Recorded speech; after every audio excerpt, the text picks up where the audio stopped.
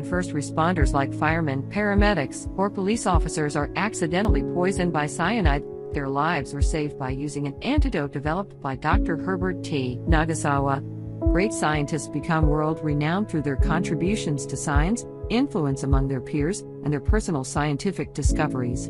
Dr. Nagasawa taught the next generation of scientists as a professor of medicinal chemistry at the University of Minnesota. He served as an editor of the prestigious Medicinal Chemistry Journal for more than 32 years. While researching ways to repair the damage of alcoholism, he discovered ribosine.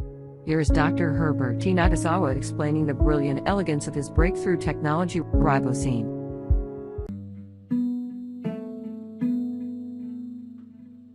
As academic scientists, of course, we try to develop drug de novo, that is brand new drugs. One of our expectations or our dreams is to have the fruits of our labor at the laboratory bench become reality. Many academic people may work all their lives on these drugs but never have a product out in the market. And so it is a real dream for us to be able to have our drug that we develop ourselves in the laboratory become actually a reality and go out into the public to be used as a dietary supplement. Believe me, I was born way back in 1927, which means that I am 90 this year. I realized that becoming a chemist and living in the Hawaiian Islands, there was really very little opportunity. The only industry that hired chemists was the pineapple industry and the sugarcane industry. And I wanted to do more than just work with the pineapples or sugarcane. I looked all over for schools, and finally I ended up in Cleveland, Ohio, at Western Reserve University. Now it's called Case Western Reserve University.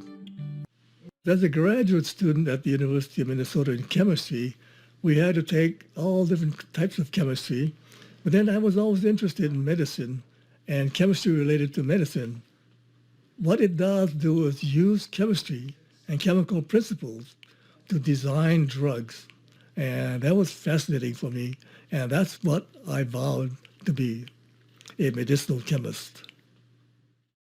After finishing 2 years of postdoc in biochemistry, I became a faculty member in the Department of Medicinal Chemistry at the University of Minnesota.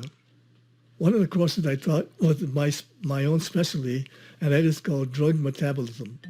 It is a course related to how a drug is metabolized once you take it in the body.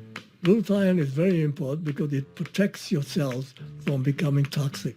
It was all focused on this notion of providing the body with the raw materials to maintain the levels of glutathione in order to help detoxify all sorts of toxic situations or agents or whatever that you might run into.